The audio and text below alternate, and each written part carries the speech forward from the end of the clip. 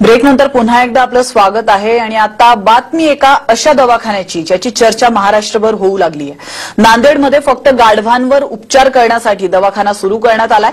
कष्ट करणारा आणि तरीही दुर्लक्षित असणाऱ्या या प्राण्यावर उपचारासाठी दवाखाना सुरू केल्याने सर्वत्र त्याचं कौतुक होतंय। पाहूयात। नांदेडमध्ये गाढवांसाठी खास दवाखाना सुरू। दुर्लक्षित आणि कष्टाळू गाढवांवर होणार उपचार। धर्मा डॉंकी सेंच्युरीचा सेवाभावी उपक्रम।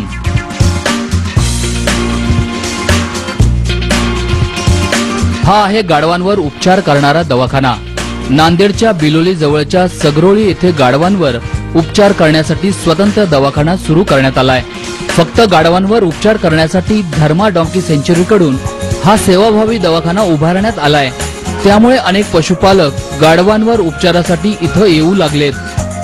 आपल्या जनावरांसाठी देखील काही उपचार पद्धती इथं आहे, म्हणून आपण धर्मा डॉंकी सेंच्युरीचं एक पूर्णवेळ दवाखाना देखील सुरू केलेला आहे आणि त्या दवाखान्यामार्फत केवळ गाढवांसाठी उपचार आता इथून केले जातील। गाढवांच्या आरोग्याची काळजी घेणारा दवाखाना सगरोळी येथे सुरू झाल्यावर पहिल्याच दिवशी 220 गाढवांवर उपचार करण्यात आलेत।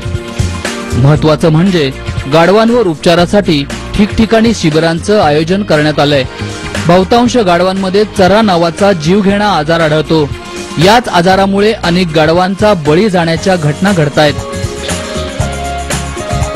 चरा नावाच्या साथीच्या रोगासाठीचे लसीकरण किंवा ते रोग होऊ नये यासाठीचे औषध उपचार, त्यासोबतच ज्या जनावरांना जंताच्या औषधाची गरज आहे, ज्या जनावरांच्या औषध पोटामध्ये जंताचे प्रमाण आहे त्या जनावरांना जंताची औषधे, यासोबतच जी जनावरे आजारी आहेत किंवा ज्या जनावरांचे जखमा आहेत अशा जनावरांचा प्रथम उपचार करण्यासाठी आपण या शिबिरामध्ये करत आहोत। एरवी गाढव हा अनेक थट्टेचा विषय असतो, मात्र प्रचंड कष्ट करूनही गाढव हा प्राणी दुर्लक्षितच असतो।